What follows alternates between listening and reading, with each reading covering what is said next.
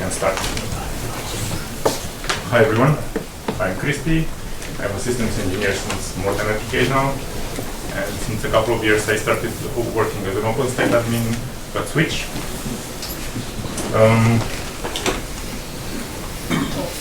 Who Switch is, because you might not know, so it's mostly known for being the Swiss National Research and Educational Network, but it's also the domain registry for the Liechtenstein and .ch top-level domains on behalf of the Swiss Confederation.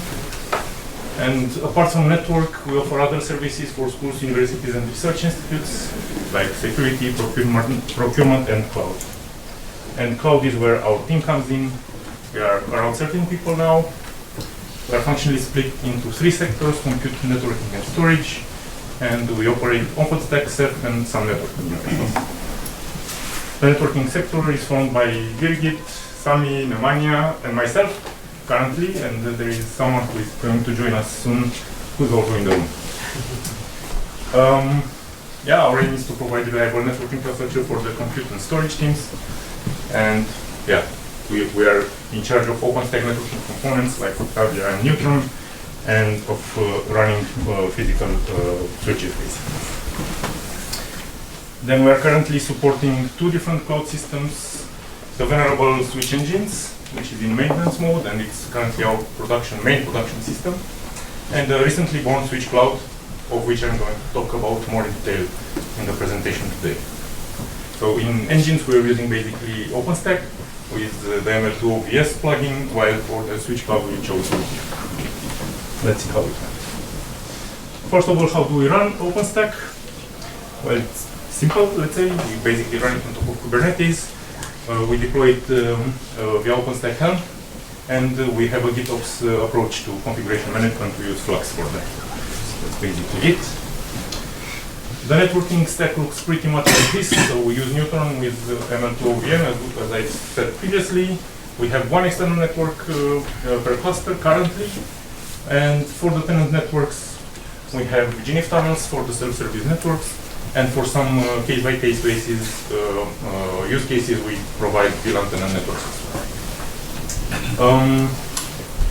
When it comes to IPv4, for the tenant network, we provide private IP ranges, of course, and external access with source nothing or distributed floating IPs. For IPv6, we have a different take.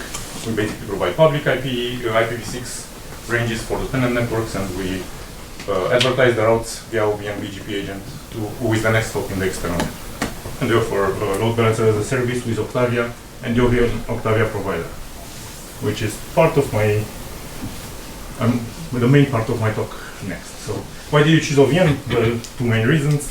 For the distributed floating IPs first, because it offers much more performance than not using specific floating IPs, and for the native layer for load balancing to talk with OVN Octavia provider. There are other reasons, but since you are here, I guess you all know why OVN is better than OVS these days, so I will not go into the details of this. And I think it paid off. So here you have a graph where we tested running 10 VMs in one cluster on 10 different hypervisors, pushing data towards a different cluster, and we reached around 9 gigabytes per second, or a bit more than 9 gigabytes per second without doing too much tweaking. Hypervisors were running 10 gigabit ethernet. So I think we are good with this. But now, it was not without hurdles. We had a few. So let's see them. First of all, we started testing with VLAN tenant networks, the OVN Octavia provider, and here we reached a dead end, basically. We realized the load balancers were not working in the VLAN tenant networks. We still don't fully understand why. We've seen that there is an issue. We actually reported this upstream, but it's not clear if this would be ever supported. It seems like this is a known issue. We've seen some related bugs that come to this, and port forwarding with distributed floating IPs and centralized use cases like the load balancers don't seem to work together very well in the networks. So we don't know if it's going to be supported. We know that now we have an error message in the logs a word message in the logs when Neutron starts but looks at the log, right? So I think the best way would be to actually document that this is not supported or not yet supported, so we know upfront when we try it. Yeah, my LBs are gone, now what? So it happened that in one of our test clusters, someone while debugging said, wow, I'm going to delete the northbound and the southbound database because I did some mistakes there and I have to clean them up, and then I'll rebuild them using the Newton OVN DB sync. All went perfectly fine for the VMs, but the load balancer, no, because these are different in a different table in the northbound database, and there is no such script to. There was no such script to sync this back to the northbound. So for this, we partnered with Vextoast, who provided the Octavia OVN DB sync tool, which is now released in Epoxy. And here we have a reference to the bug that was reported previously, I think, beginning of 2023, and it didn't have much traction until we tried to push it forward. Yeah, this was interesting as well. At some point, we received a bug report from one of our customers saying, my load balancers don't work anymore. What happened? Like, let's see. And it was a long understanding session of what was actually happening. What we noticed is that if you had a load balancer with multiple listeners and pools, which at some point you wanted to somehow delete one of the pools out of the load balancer, then if that pool had backend members that were in other pools, they were the IP port mappings field was completely wiped if you were deleting one single pool, even if they were members in different other pools. This basically made the health monitor not see that the load balancer works anymore, and it was basically unreachable, becoming unreachable. We found a bug report for that, and in the bug report, in the original posting, there was already a patch provided, but it was provided in line in the comment. So Sami here actually took it, created a unit test for it as well, and pushed it upstream, and now it's now merged into mainline and backported to Caracal, Dalmatian, and Epoxy as well. Yeah, this is one of the longest adventures we had. So we wanted at some point to extend the external network IP pool because our cloud was going to general availability, so we needed more IPs. When we started, well, IPv4s are scarce, so we just deployed a /23 for the external network. And we said, okay, we just increase the SIP. But that doesn't work like that in OpenStack apparently. So we tried it didn't work, we found a bug. The suggestion there was, first of all, they said that this is not ever going to be fixed. We kind of understand why. And the suggestion was, yeah, why don't you just add a new subnet? Which we did. We actually were doing this in the previous cloud as well, we found out. So we did that. We tested the approach. It seemed like the traffic was flowing very well towards this. So we deployed it to production, and everything worked as expected for exactly 1 day.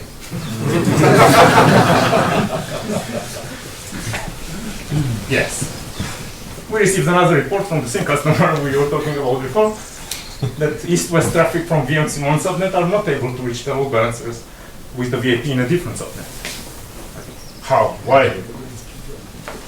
So here's the diagram of the problem. If you are on the remote PC there, you can reach this load balancer without any issue via the public IP attached to the VIP port. However, if this VM here tries to reach the load balancer, it cannot. And what happens, you see, there is no floating IP on this VM, so it basically does source mapping. So the traffic goes to the router, which by chance is on the same public subnet as the floating IP, of the load balancer here. So when the traffic reaches the virtual router 1, we realize that there is an ARP request coming from virtual router 1 to which nobody replies. So this is what broke it, but we don't know how to fix it. We report it as a bug, but before that, since Birgit mentioned yesterday, you first need to fix the problem, make the service available again. we basically limited the allocation pool on the second subnet, so no new routers can be created in that new subnet anymore. So we fixed it by that. And then we were thinking, but how do we now extend the external network? And for this, we actually took an intervention window. We saved the information about all the floating IPs, ports, and routers' external gateway IPs. We then disassociated the floating IPs from all the ports, which brought everything down basically for the customers. We removed the fixed IPv4s from the network floating IP ports as well, and removed the external gateways from the external network connected routers. Then this allowed us to remove the two subnets and create a new one with a larger cipher. This time was /20, so we are sure that we can go further, and with the allocation pool set for the initially allocated /22. So how did we get lucky? Well, the continuous IP range was already assigned for us, so that helped. Otherwise, we couldn't have fixed it. We reported as a bug, but it's not clear from the comments there if this would get fixed in Neutron. So it's interesting because there are no good alternatives. You can create a new external network, no problem, but then how do the customers pick which public network they need to use or which external network they need to use now? Well, no. And which one does have free IPs? We also don't know. We cannot flag it in Horizon, or we cannot see it with the config necessarily as a user. So, yeah. Then we had another interesting case. Also, all our tests were done without, with having relaxed security groups set on the backend VMs. But when there are restrictive security groups on the VMs, and one member VM of the load balancer tries to read the load balancer, we noticed that actually some 30% of the time is failing. We were like, why? And then we TCP dumped a lot to see what's happening, and we noticed that when VM1 goes, so if I go back now to, let's see, this diagram, so if VM1 tries to connect to the load balancer, and the load balancer sends the traffic back to the VM1, then the source IP of the traffic would be the the load balancer public IP. And this was not allowed by the security groups. Apparently, there is a fix implemented in OVN. However, this is not implemented in Neutron, so we can actually specify which source IP you want to use for the helping. And if you would set it to the local network, then it would work just fine. And actually, when VM1 connects to VM2, OVN is smart enough to notice that it's actually local traffic, so the source IP will be the VM1's tenant network IP going towards the VM2 tenant network IP. So yeah, we have reported this upstream, but there is not much traction on this. Yeah, then another surprise came a few months ago, after running more than a year, I think, load balancers in production. Yeah, you need actually a virtual router to be able to reach load balancer, even if you don't need external connectivity for that network. And that's because, I mean, the virtual router is implementing the ARC reply flow for the load balancer. So if you have an isolated subnet in which you connect your VMs and you have a load balancer, the VMs cannot reach the load balancer unless a router is attached to the subnet. We found a bug already reported for this. But I think the only way to go about it is to create a router without an external network, so that the load balancer works. Yeah, I think for future adopters this should be also documented somewhere, so we know upfront. Another thing is that the Octavia Horizon dashboard doesn't support the OVN load balancers, and this is mainly because the pools need to, only support the source IP port algorithm for load balancing. So, yeah, this is not implemented. We reported the bug, but it's not yet clear if this will ever be supported, because apparently there might be user experience problems. since they don't want to have two different dashboards for the OVN load balancers and Amphora, and otherwise they also don't want to just add the source side report into the list of available algorithms, because people don't know which one to use for each provider. So yeah, we'll see how this goes. And it's not only Octavia that we had issues with. We noticed during an incident, so here on the 30th of September, we upgraded from Antelope to Cat. But you see, there was a very long time where we had very high load on the North Sea. We don't know why, we still don't know why, and what happened. But when we upgraded to Caracal on the 30th, Newton stopped working. Well, kind of, not completely. So it couldn't attach external ports to the routers most of the time. Sometimes it worked, but most of the times it didn't.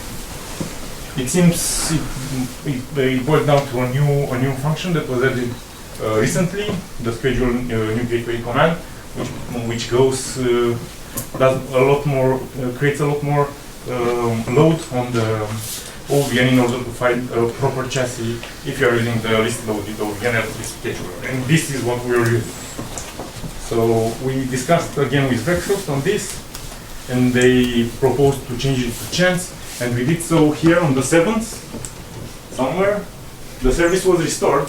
However, the load continued like this until here there was another incident, not related to network. So we needed to reboot a few nodes, and this seems to have fixed Northly, but we still don't know what happened. Right? So this doesn't give us a very warm fuzzy feeling, right? So now some summary and takeaways. To us it seems like OVN is mature and production ready, but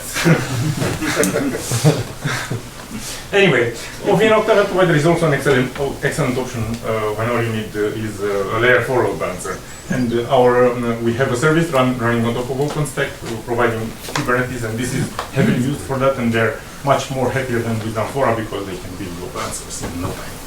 So that's good. But there might be rough edges, as you've seen, and it's depending on the use cases and the underlying infrastructure. And yeah, some issues are hard to debug. There are tools like OVN Trace, but these are completely for us it's a steep learning curve. I didn't do a lot of networking before arriving at Switch. I'm relying a lot on TCP dumping.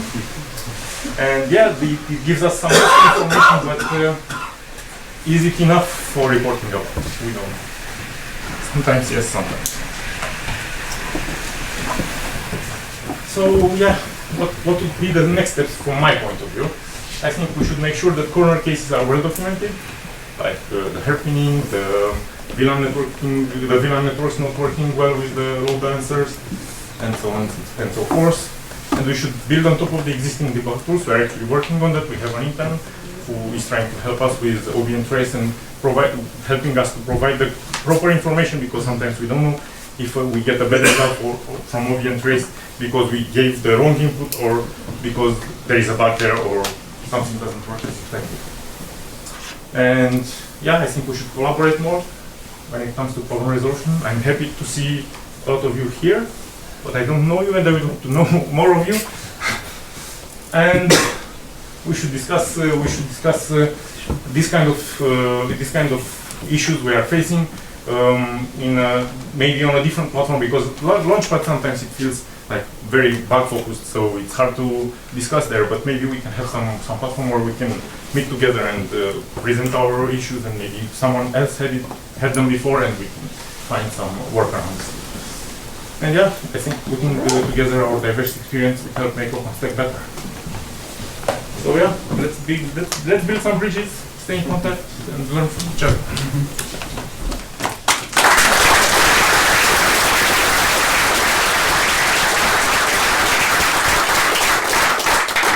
If you want to get in touch, you will find us at OVN.ch.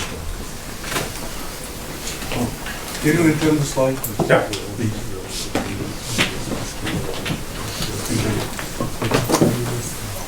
Question, because I don't know if I didn't miss it. What version of OVN load you're using? Very good question. I don't remember. Nemanja, do you have your laptop over? What was the I question? don't remember. The version Which of OVN? OVN. I think, so for OVS I know it's 3.3, but for OVN I don't remember. It's 24, or 20, I don't remember. 24.2.2, something like this. I'm not sure I can check this. I later. Yeah. Because to be honest, I remember this issue with the subnets on OVN, but I believe it was fixed in somewhere about 22. No, I I think. could be wrong. Okay. Because we had the same issue, but We'll be there. yeah, been there. Okay. And, well, it was one of the reasons of why to upgrade to newer versions. Okay. And the problem disappeared. Maybe it's somewhere different. Yeah, the issue is very interesting. So if I go back to the diagram here, it's very interesting because if you go through the real router, the P router there, and you do an ARP request from there, then the virtual router 2 replies no problem. So we don't understand what's happening with the virtual router 1. But yeah, we'll check. And do you know about the bug report about it, or? No, it was pretty long time ago. Like a year or something. Alright. Yeah, for us it was this year. So. How many segments do you target in the overlay network? Do you know what is the maximum or tested maximum? No, we didn't. So how many segments do you have? Right now? Play 2 segments in OVN. I don't know for sure. And what is the throughput of the router and load balancer? So the throughput of the router is basically it's very close to the line speed of the hypervisor where it runs. And what is the line speed of the The hypervisor? 10 gigabit per 10 second. gigabit. Yeah. Okay. 25 and 100 is much more funny. Okay. I can imagine. Have you had any scaling problems? Like, how big is your infrastructure? How many hypervisors do you have? Not that big. It's around 20 hypervisor. And you at this scale, you have no issues with No. scaling the control plane.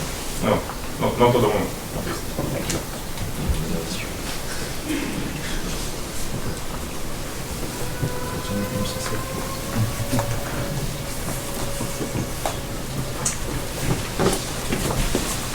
Okay. Thank you.